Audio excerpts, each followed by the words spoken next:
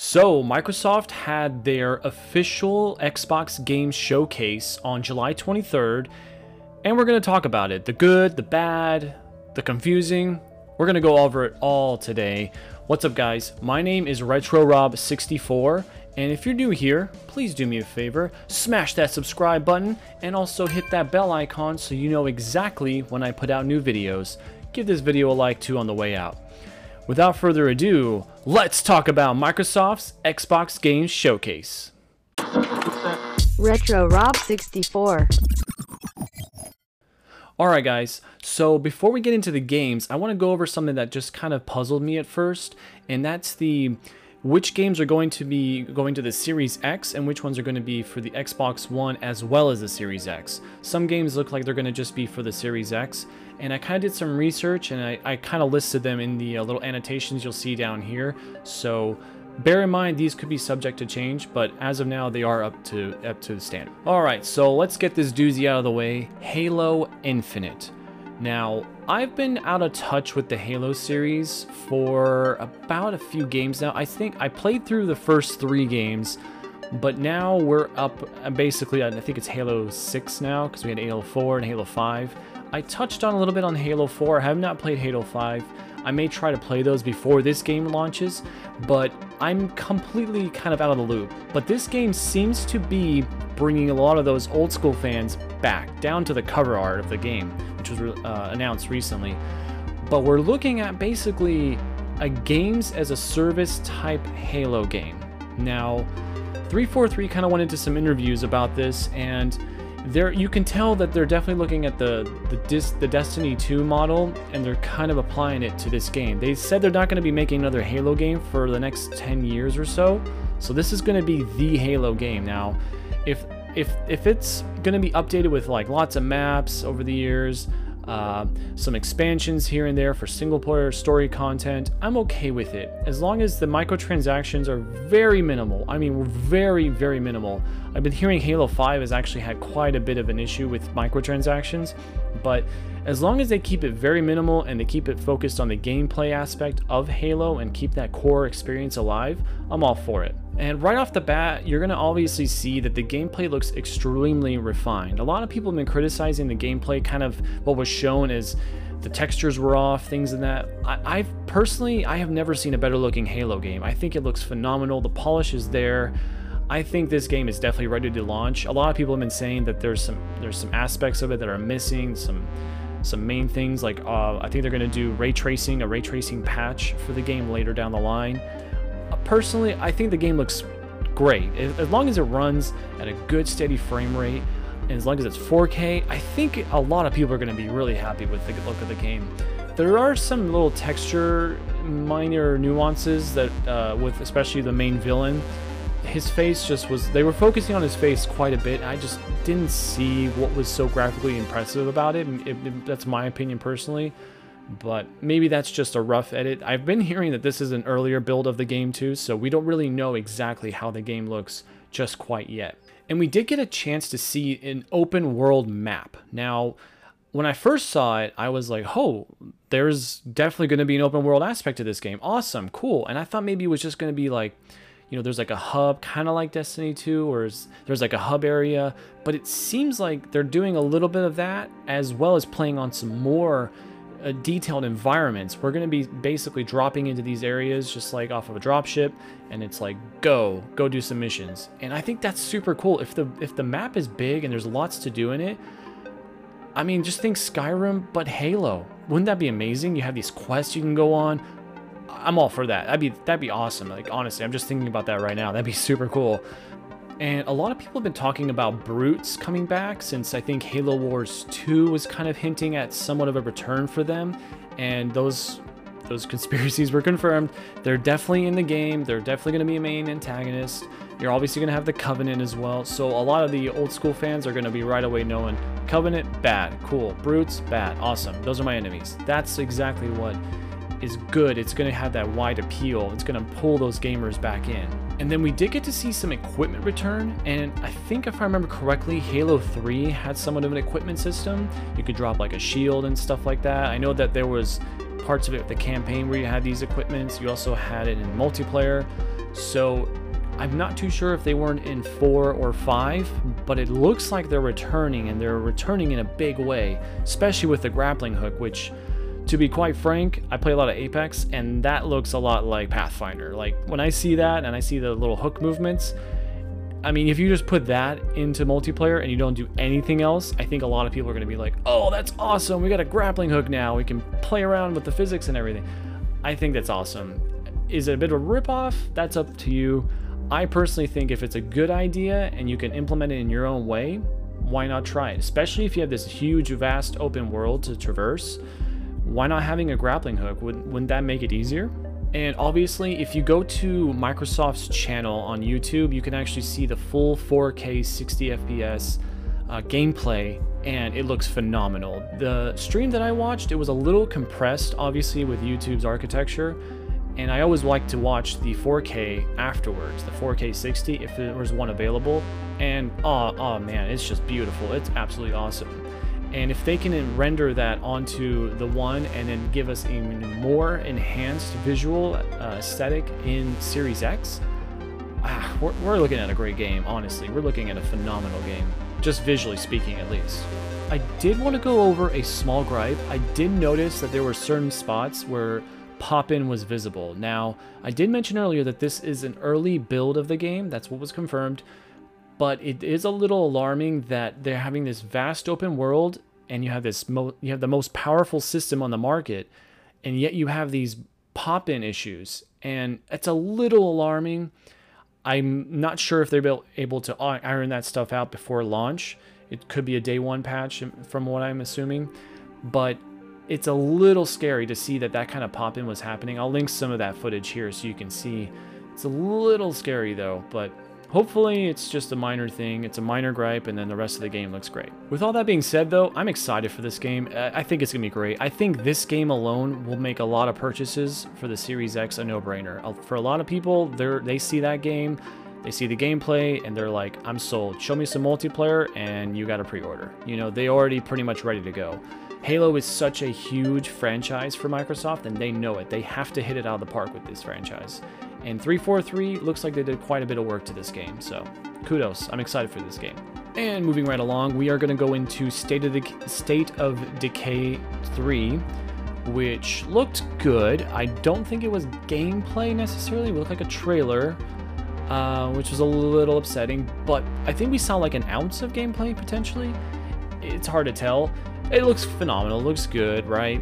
But I do worry because I didn't play the first 2 games, but I heard an awful lot about how they were buggy messes at launch. And hopefully the company's looking at it and looking at that past and thinking, we can't have that happen again. We gotta make this game good. We gotta have it launch as perfect as possible to get people to really play the game. It's the 3rd game. I feel like if they're putting a 3rd game for this series, there's definitely a calling for it, and there's definitely a large enough audience. So I may check them out. I think they're on Game Pass, so maybe they've been patched up to a good point now. But definitely worth checking out. This game is obviously going to do probably decently well. Hopefully, no buggy mess at launch. And of course, Xbox without Forza, not happening. We're getting a new Forza Motorsport, as many people probably already guessed, and it has no number, it's just Forza Motorsport. It's potentially a reboot of the series, we're not too sure just yet. It looks good, it looks like better than life, it looks better than real life. I don't know how they do it, but they've managed to do this every single time, and Turn 10 just knows how to make good looking games. You know, it's funny how Forza Motorsport started off as a series to try to dethrone Gran Turismo, and I'd say it did that pretty well.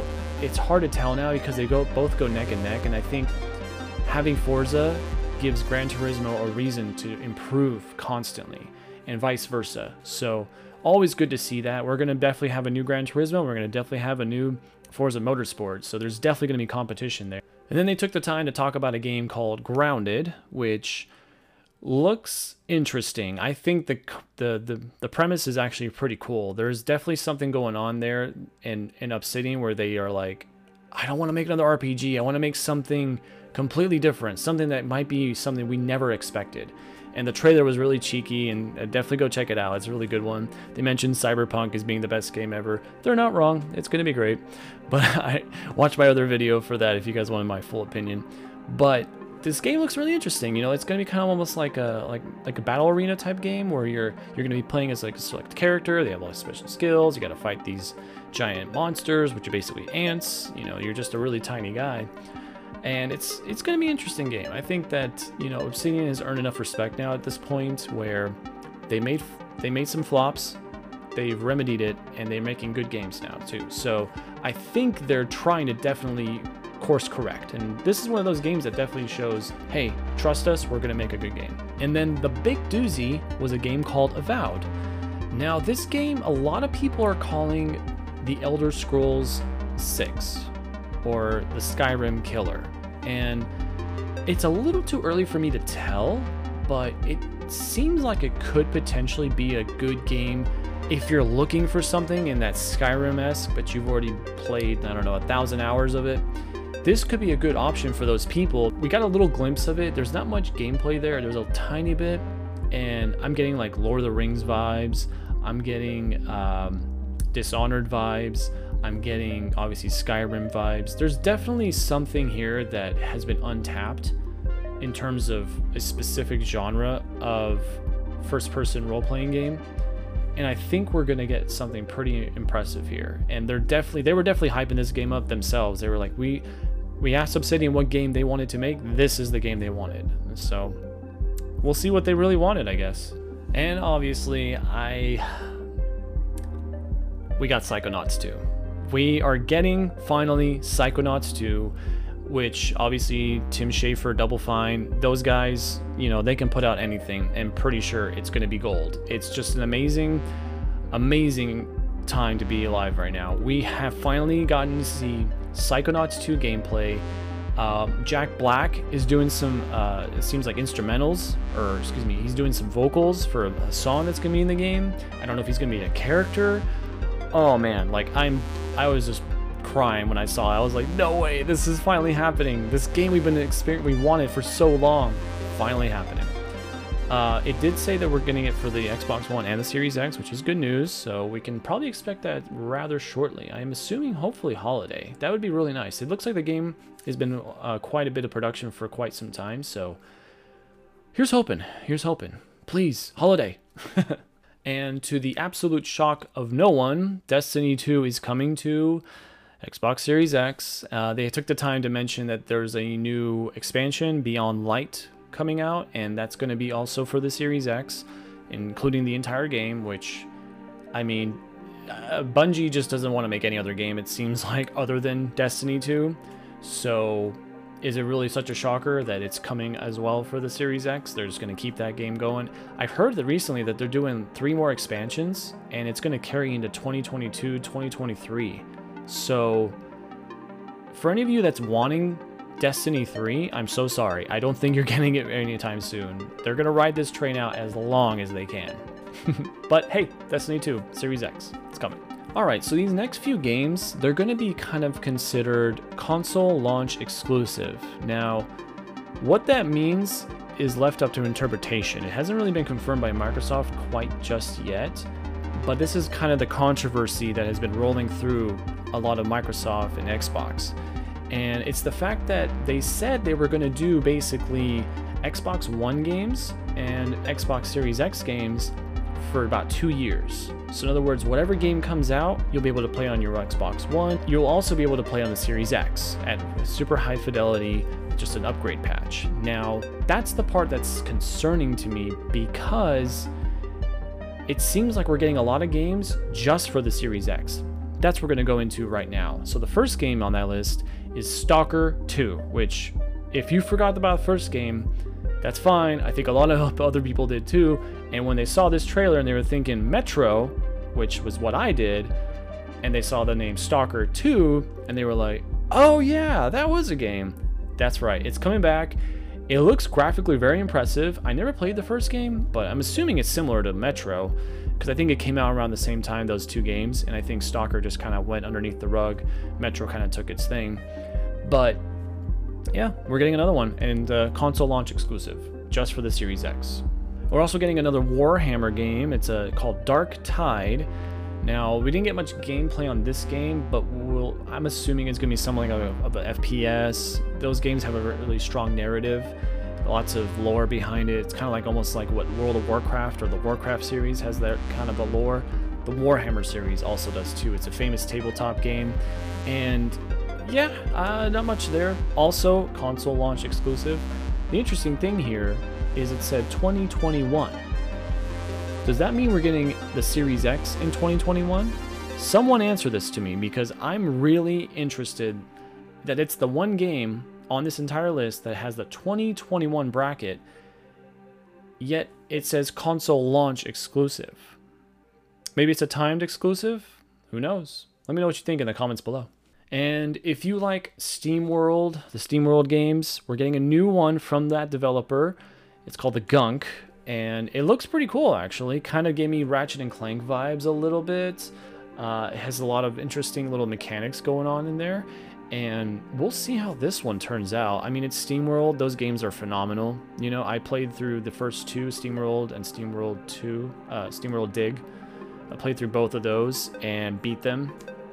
Awesome games, phenomenal. And each game, so SteamWorld Dig 1 was actually really cool, just in its own right, and then SteamWorld Dig 2 upgraded everything possible from the first game that people wanted while keeping the original formula intact. So that already tells me this company, this developer knows exactly how to make great games. So I see this game and I'm like, this could be the new Rare in some instances. These guys know exactly how to make great quality games. So look forward to that one. And another Series X exclusive, which is for sure because of what we're going to talk about here in a minute, is The Medium. Now, this game is really showing off next-gen level hardware, and I'm a little concerned that this is one of the few games that really showcase what the Series X is capable of, and it definitely shows that they're going to be rendering two versions of the same scene at once. Now, that is very processor extensively heavy. That's going to be obviously using the SSD, which is going to be included with the Series X. It's going to be definitely utilizing both of those to create this effect. And finally, we got a glimpse of a game that's utilizing this next-gen quality architecture. I think that game alone will already be causing a lot of people to go out and buy a Series X because of just that implementation of technology. And this is what next-gen is all about. This is the kind of games we want to see. And it's a little concerning that this is the first game that we kind of got a glimpse of in terms of what it can do technically better. Now, Ori, you could make an argument for Ori. You can make an argument for, I guess, a lot of the other games where their load times are almost minimal. But then you look at the pop-in issue on Halo Infinite, and it's like, what's going on? There's almost like a little bit of an inconsistency. But go back to The Medium. I'm excited for this game. I'm going to keep a close eye on this one. It looks pretty cool.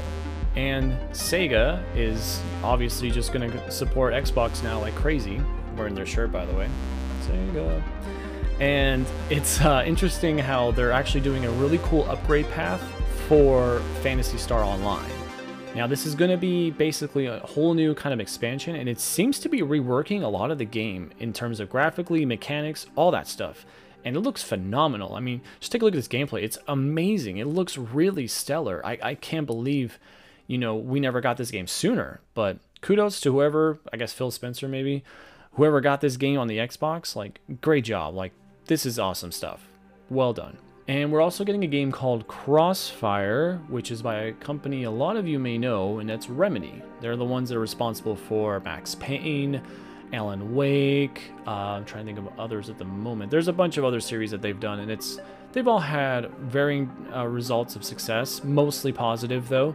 And I mean, they're the ones that pioneered bullet time in a way for video games. So there's something to think about right there. Game looks visually impressive.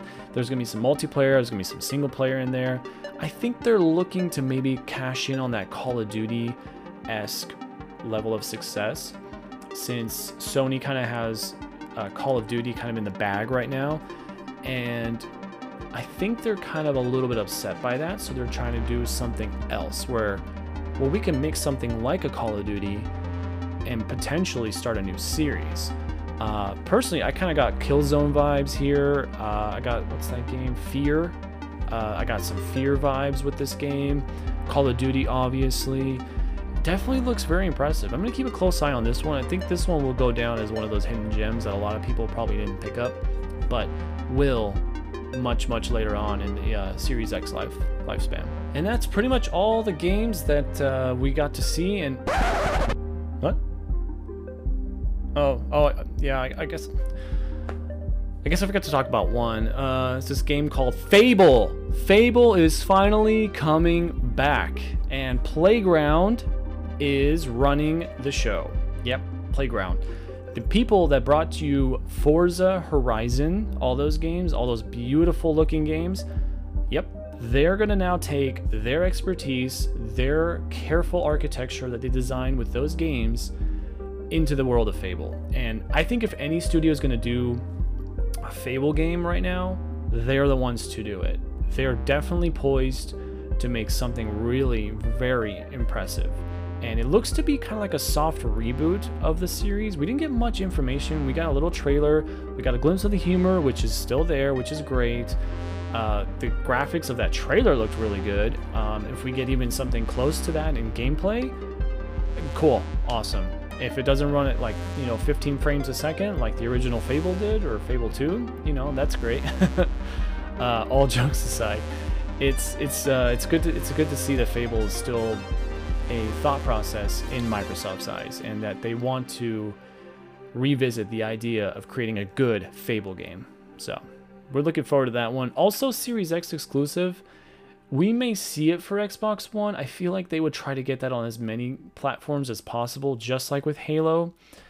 We'll see, though. We'll see. That might be just too impressive or too intense for the Xbox One. Who knows? All right, and as we're wrapping up this discussion, they did want to tell us that there are select titles that are going to get like an upgrade patch, or a smart delivery, I guess is the word they're using, for the Series X. The games that are already on Xbox One that are going to receive this treatment, they listed a few. I think it was Gears of War 5, Sea of Thieves, just a few of the flagship titles that Microsoft definitely already has quite a stake in. They're going to receive another upgrade patch for the optimization for Series X. So that's awesome stuff. Whenever, I think Microsoft does this a little bit better than PlayStation, because they definitely see that a lot of people, play their games so heavily from like Xbox One, the original Xbox 360, all those titles. People still put a lot of hours into it, and they're like, that's fine, here, play it on the new console, and we'll give you some better like visuals, better sound, better optimization. Like, that kind of stuff is extremely important to Microsoft, and that's the reason why they do so well in this area. Game Pass is just a huge Netflix subscription, which we're going to get into in a second. That's just a killer deal, and they know it, and they want to make sure that their fans are happy, because that means more income for them. So I'm just going to go into a few thoughts and a few things that I discovered about this specific broadcast, and I really wondered how much we saw was on a Series X, or a Xbox One, or a PC of equivalent power. And that was something that kind of, I was going back over like PS5's event too, and I'm wondering like how much of what we saw was actually on hardware. And I think PlayStation 5 for the most part was on a PlayStation 5. Like, all those gameplay that we saw, I believe, was on there. But then looking back at like Xbox, I'm wondering how much was just on a PC, like a really powerful PC, which is exactly what kind of happened with Halo Infinite, which is what I discovered, is that Halo Infinite, that build was on a PC that was running on a PC of equivalent power. And that's fine, everything, because it says it's going to be running on a PC. That's totally fine. But I think a lot of people want to see what the Series X is capable of. It's like buying a car without knowing, okay, well, how does it run? Oh, it runs fine, don't worry. Here, just give me 10 grand or 20 grand. It's a good car, I promise. You want to test drive it. You want to know what it looks like, what it can do. And I think that's what's going on with the Series X. People just want to know, what is this thing capable of? What is the power? What is the point of me wanting to get it? So that's the question I go to you guys with.